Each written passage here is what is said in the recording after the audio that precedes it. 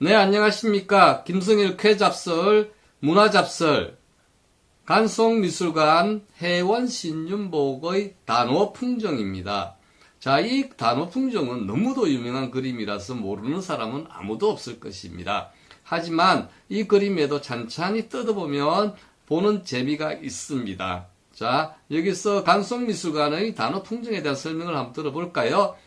간송미술관에서는 당시로서는 퍽 깊은 계곡이어서 인적이 끊어진 훈이진 곳이었기에 여인네들이 마음 놓고 어복을 훌훌 벗어 던지고 냇물에 들어가서 물놀이를 즐길 수 있었을 것이다 라고 하고 있는데 과연 그럴까요? 그 다음에 바위틈에 숨어든 동자성이라고 하기에는 나이가 좀 많은 것 같은데 동자성들이 기막힌 풍경에 희희낙낙 즐거워 어쩔 줄 몰라 하니 민망하기 짝이 없다. 기막힌 풍경입니까 이게? 하여튼 모르겠지만 그렇게 간송미술관에서 말하고 있는데 글쎄요입니다. 그런데 이 그림에 대해서 어떤 사람은 이렇게 이야기를 합니다. 자, 상식적으로 생각해도 여인들이 목욕하는 겨울은 연념에서 그리 멀리 떨어져 있지 않는 겨울이었을 것이다. 제 생각으로는 보시면 저 그네를 누가 매주죠? 그네를 찌려면 튼튼해야 되는데 아마 남자들이 매주지 않았을까요? 지금도 인적이 드문 산속에서 여자들이 활딱 벗고 목욕을 하다가는 큰 사고를 당하기 쉬운데 산적과 물의 배들이 들끓는 조선시대에 이게 가능했겠는가 하는 주장도 있습니다. 그러면서 이 주장에서는 유감동 이야기를 하는데요. 유감동 이야기는 뒤에 조금 설명드리겠습니다. 자, 중들이 민가에 가까이 접근하기가 어려웠다 해서 그런데 이 중들이 깊은 산속에 있어서 접근하는 그런 개념이 아니고요. 나중에 설명드리겠지만 중이 있으면 안 되는 자리에 있다는 이야기입니다. 무슨 말이냐면 해원 신윤복 시절에는 중들이 굉장히 핍박을 받았기 때문에 민가 근처에 오면 안 됩니다. 그래서 이 사람의 주장은 이런 여인들이 목욕을 하는 곳은 연연집, 그래 동네 주위에 좀 한적한 곳일 텐데 여기서 목욕을 하고 있을 때 중들이 산에 있어야 되는데 내려와서 이것을 훔쳐보는 것은 이상하다. 이런 의미입니다. 유감동 이야기를 했으니까 이야기를 하는데요. 유감동이라는 사람은 아버지가 유규수라고 그러니까 검한성 부사, 서울의 부사를 지낸 사람이 딸입니다. 양반가 딸이죠. 그런데 이 사람이 김여달이라는 사람한테 강간을 당합니다. 그래서 이 말은 뭐냐면 저 단오풍정에 있는 것처럼 저렇게 목욕을 할 수 있는 분위기가 아니라는 거죠. 하여튼 간에 강간을 당하면 조선시대에는 다 어떻게 했냐면 버림을 받게 되고 친정으로부터도 시댁으로부터도 그렇게 되는데 저렇게 목욕을 할 수 있었겠느냐 그런 의미입니다. 그런데 유감동이라는 여자는 대단한 조선의 여자로서 그 김여달이라는 사람한테 강간을 당해서 자기가 굉장히 위기에 처해 있는데 오히려 김여달을 더 좋아하고 붙어 다니다가 결국 남편 최준기한테 이혼을 당하는 여자가 되고 스스로 양반을 버리고 창기로 자칭하면서 창기와 같은 삶을 삽니다.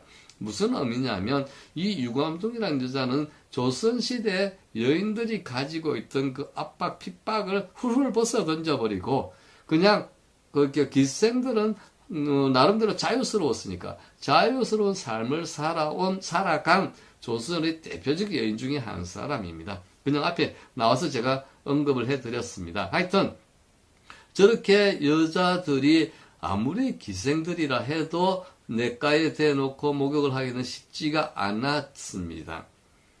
자, 그래서 보면 여기에 이제 보시면은 여자들 옷차림이 보면은 머리는 다 올림머리를 하고 있고 그 다음에 겨울가에서 이렇게 목욕을 한다는 것 자체는 양반가 여인들은 아니라는 거죠. 그래서 다 기생들이라 보고 있고 근데 재밌는 것은 이 그림에서 여러분들은 유심히 보셨는지 모르겠지만 저 소방고리 같은 거를 이고 오는 술병도 보이고 이 사람이 보시면은 그냥 가슴을 드러내놓고 오고 있습니다.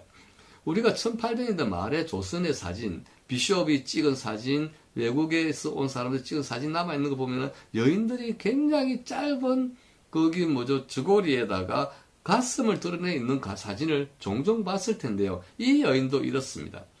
그런데 가슴을 드러내고 다니는 것이 조선에서는 자랑거리였습니다. 왜? 나는 남자를 낳았다는 상징이 바로 이렇게 가슴을 드러내는 것을 남자를 낳은 여자라는 상징이었다고 합니다. 그래서 조금 더 보시면 기녀들의 풍무와 어색함 없는 동작, 혜원 신윤복의 그림이 뛰어나다는 것은 구도도 잘 잡지만 거기 묘사하는 것에 있어서 굉장히 뛰어납니다. 섬세하고요. 그리고 동작 자체가 굉장히 자연스럽고 부드럽습니다. 그래서 어색함이 없는 동작이 나오는 부드러운 선과 화려한 색채로서 관능적인 세계를 표현한다. 자, 혜원의 그림에는 항상 포인트가 있습니다. 그런데 그 포인트가 굉장히 동태적입니다. 이것이 그 혜원이 가지고 있는 그림의 가장 특징이고 우수한 점이고 독특함이라고 볼 수 있겠죠. 그래서 이 그림에서 굉장히 잘 나타나고 있습니다.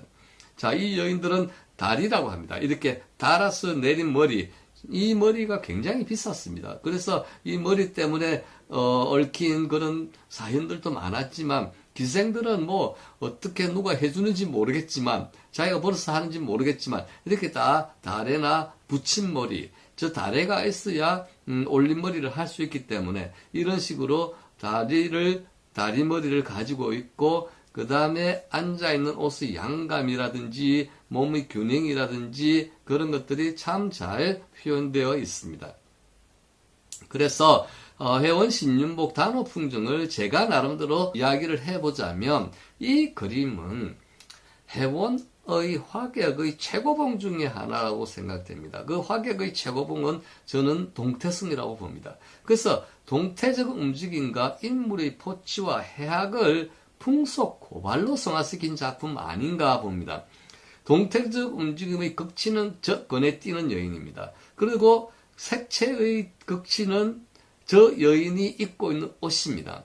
그리고 그 여인이 거기에 건의 줄에다가 발을 매는 장면을 묘사한 거라든지 그 다음에 그 발이 왼쪽 다리가 올라가서 금방으로 뛰어나갈 것 같은 자세를 하고 있는 것을 그래서 건에 뛰는 여인보다 더 동태적인 표현을 할 수 있을까? 그 신발의 코를 보고 왼쪽 다리의 움직임이 지금도 보이지 않으시는지요? 그리고 자, 이 젊은 내기 중들이 중요한데요. 이 중들은 사실은 민가에 접근하면 안 됩니다. 조선시대 때 중들은 굉장히 핍박을 받아서 민가 근처에 오면 안 되는데 제가 생각할 때는 혜원 신윤복은 이 중을 그려 넣음으로써 중에 대한 고발을 하고 있지 않는가 생각됩니다. 자, 무슨 말이냐면 자, 중이 그렇게 핍박을 받음에도 불구하고 조선의 양반댁에 부인들이 애를 못 낳으면 절에 가서 백일 기도만 드리면 애가 생기죠. 그런데 아무리 제도적 핍박을 받아도 절에 있는 중의 역할을 하는데 혜원 신윤복의 입장에서 여기에 중을 넣은 이유는 중에 대한 민속적 고발이라고 저는 생각하는 것이 중과 여자가 가깝다는 것을 표현하려는 거 아닌가? 제가 오반가요? 하지만 그렇게 보는 시각도 있습니다. 저만 그렇게 보지는 않습니다. 그래서 이 그림 하나에서 혜원 신윤복이 가지고 있는 에로틱한 어떤 접근도 그대로 표현하고 있고, 그 다음에 혜원이 가지고 있는 그림 뛰어남, 그 동태성도 그대로 표현하고 있으면서 한편에 중들의 어떤 행각을 비유적으로 지금 고발하고 있는 그런 그림이 아닌가 하는 생각이 듭니다. 자, 이 그림 하나에도 우리가 찬찬히 뜯어보면은 자, 다른 각도에서 해석할 수 있는 여지는 충분히 많이 있다라고 저는 생각합니다. 그래서 다 아시는 그림, 단호 풍정을 보면서도 이런 면이 있겠구나라고 한 번쯤 생각해 보시는 건 어떠실런지요. 자, 이 동영상에서는 간송미술관의 혜원 신윤복 단호 풍정에 대한 설명을 드렸습니다. 감사합니다.